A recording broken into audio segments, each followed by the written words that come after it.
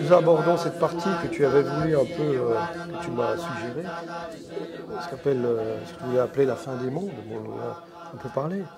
Mais donc on discutera librement de tout ce qui nous arrive. Mais moi je pensais, qu'est-ce que nous offre le monde aujourd'hui? On l'a déjà dit, mais la pornographie et la destruction de la nature. Par contre, paradoxalement, le sacré perdure grâce à l'argent, le veau d'or dont on a parlé, l'art contemporain, mais l'âme a disparu. Et je voulais donc citer 2 textes pour parler de ça, parce qu'il y a un très beau texte de Maurice Maeterlinck qui s'appelle « Le réveil de l'âme, le trésor des humbles ». Il dit la chose suivante. « Il y a vraiment des siècles où l'âme se rendort et où personne ne s'en inquiète plus. En revanche, il y a des siècles parfaits où l'intelligence et la beauté règnent très purement, mais où l'âme ne se montre point. Ainsi, elle est très loin de la Grèce et de Rome et du XVIIe et XVIIIe siècle français. » C'est tout à fait vrai, je partage tout à fait ce sentiment-là. On ne sait pas pourquoi, mais quelque chose n'est pas là. Des communications secrètes sont coupées et la beauté ferme les yeux. Il est bien difficile d'exprimer ceci par des mots et de dire pour quelle raison l'atmosphère de divinité et de fatalité qui entoure les drames grecs ne ressemble pas à l'atmosphère véritable de l'âme.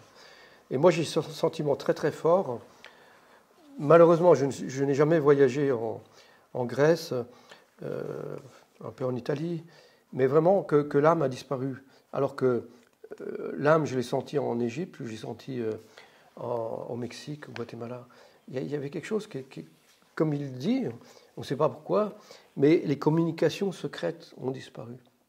Et c'est ce que j'essaie un peu de recréer dans mon travail, ces communications secrètes comme des rhizomes, un peu comme les champignons qui communiquent entre eux.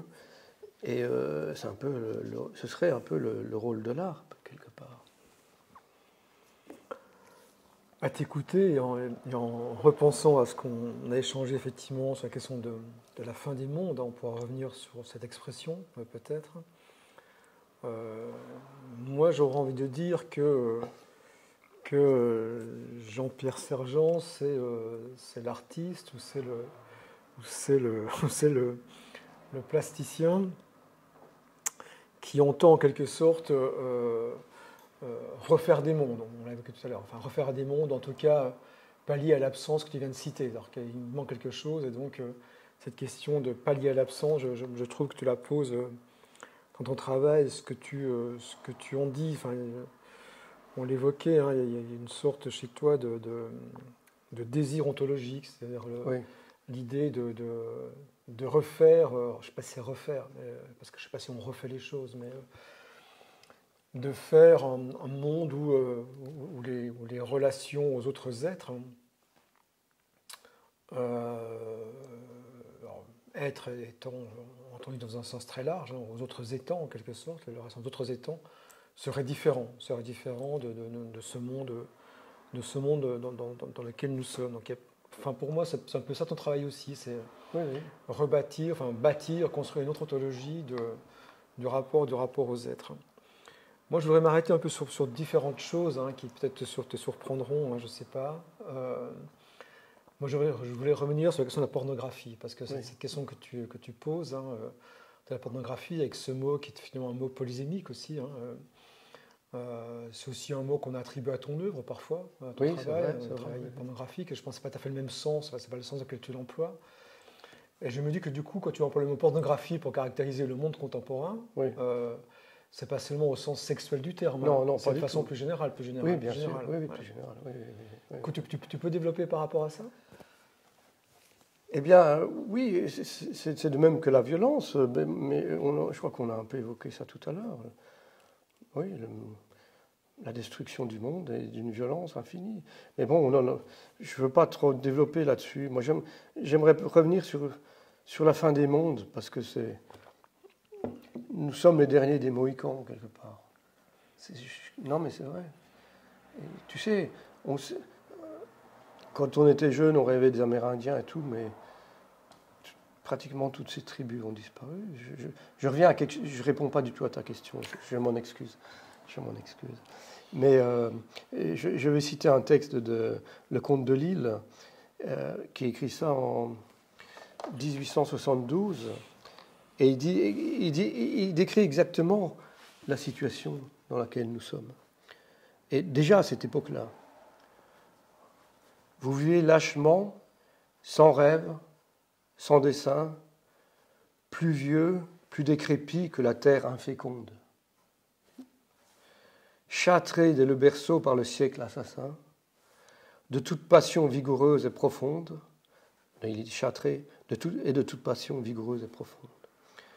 Votre cervelle est vide autant que votre sein, et vous avez souillé ce misérable monde d'un sang si corrompu, d'un souffle si malsain, que la mort germe seule en cette boue immonde. Point. Homme, tueur de Dieu, les temps ne sont pas loin où, sur un tas d'or vautré dans quelque coin, ayant rongé le sol nourricier jusqu'aux roches, ne sachant faire rien, ni des jours, ni des nuits, noyé dans le néant des suprêmes ennuis, vous mourrez bêtement en emplissant vos poches. Point. Ça dit exactement la situation dans laquelle nous sommes aujourd'hui. C'est la bourgeoisie actuelle, c'est la description exactement de la bourgeoisie, ou peu importe. C'est le monde dans lequel nous sommes. Les gens vont acheter des sacs Vuitton ou des Basquiat, ou peut-être pour échapper à ce vide sidéral de leur être profond. Moi, je ne rencontre plus d'être profond. Des gens qui ont une âme, comme Metterlich, c'est j'ai un jugement un peu sévère, mais pour moi, l'âme a vraiment disparu, elle s'est cachée quelque part. Est-ce qu'on la retrouvera un jour ou l'autre? Pour moi, c'est le plus important, parce que l'âme, c'est quand même la flamme de l'humain. Et où se cache-t-elle? Peut-être qu'on peut la retrouver dans l'art. Et j'aimerais un peu finir cette partie sur Black Elk, qui est un grand sage Sioux, et c'est un homme de médecine. C'est un entretien avec John G. Neidhart, et il dit « L'espoir de la nation était brisé, et il n'y avait plus de centre pour que l'arbre sacré refleurisse. » Et mon travail, c'est justement de montrer quelques images de l'arbre sacré, parce que c'est l'Axis Mundi. C'est là justement où on parle aux esprits. Bon, après, est-ce que j'y arrive ou pas, est-ce que les esprits sont là, j'en sais rien. Mais c'est ce que j'essaie de faire. Voilà, tu vois. Voilà, ça c'est il y a une peinture qui est là derrière nous aussi. Et ça, c'est un Axis Mundi avec les arbres sacrés, et les papillons, ou les libellules. L'importance des insectes dans notre monde. Et les insectes sont les vecteurs des âmes des morts. Donc si on tue les insectes, où vont les âmes des morts? C'est un problème qu'on peut se poser. Est-ce que l'âme peut survivre dans un monde complètement stérilisé? Ça peut paraître débile de poser cette question.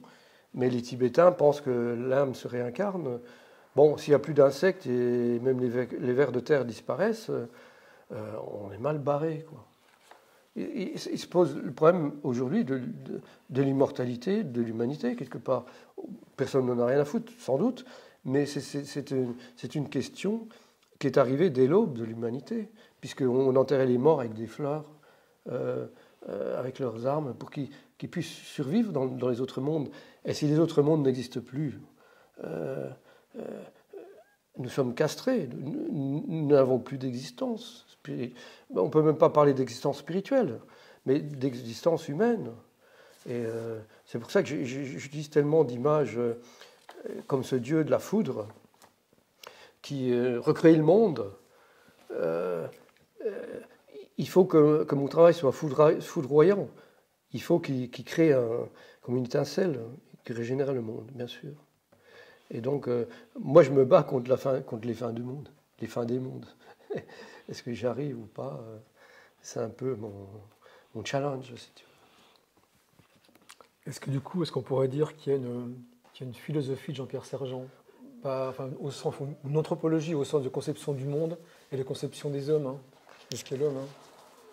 Ben, Ginsberg l'avait aussi, Kerouac aussi, Roscoe aussi. Je crois que certains artistes ont cette vision, d'autres l'ont pas. Tu n'as pas répondu vraiment, on va dire. Non, parce que je parle des choses qui me touchent et qui me rendent l'espoir. Oui, oui. Mais tu as une conception effectivement du monde et de l'humanité. Enfin, tu parles effectivement d'âme, tu parles as une conception du temps aussi. Tout à fait, oui. Le temps long, le temps profond. Le temps long, le temps profond, mais en même temps, chez toi, les temps de rupture aussi, par exemple, tu passes quand tu décris ton parcours, c'est les temps de rupture qui arrivent. Et donc, entre une partie de ta vie ou une autre, la place pour toi dans tout ça, ton discours sur l'énergie aussi qui est là, qui est extrêmement présent. Et donc, une chose comme ça de conception globale qu'on peut lire. Peut-être que tu ne la défendrais pas, hein, ou que tu t'y reconnais pas, mais une sorte de conception globale, effectivement, me semble-t-il, qui est là présente. Oui, non, tu as raison, oui, je suis présent dans mon travail, oui. Je suis celui qui fait ce travail-là, oui. Oui, bien modestement, mais après, oui. Oui, c'est ce que je suis, c'est ce que je fais. J'adore être artiste. Oui. Je pense que c'est... Tu sais, il y a le livre de Jung, L'homme et ses symboles, où il disait, bon, ça c'est un peu simpliste, il disait, il y a l'athlète, il y a plusieurs étapes de l'homme, l'homme politique, et puis à la fin, il y a le sage, il y a 4 stades. Et je fais toute une série de peintures à Montréal sur cette espèce d'évolution spirituelle.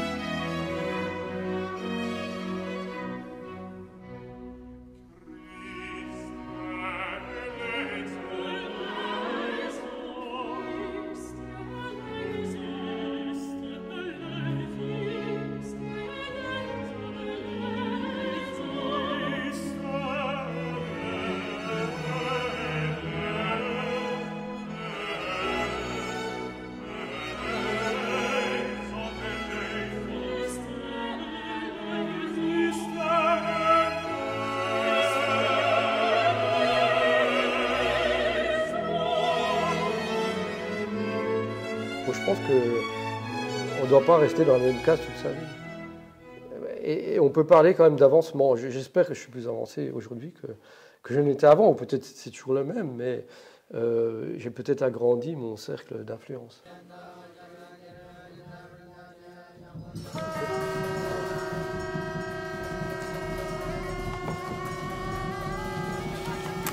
Moi, je pense une peinture profondément philosophique. Ah, peut-être.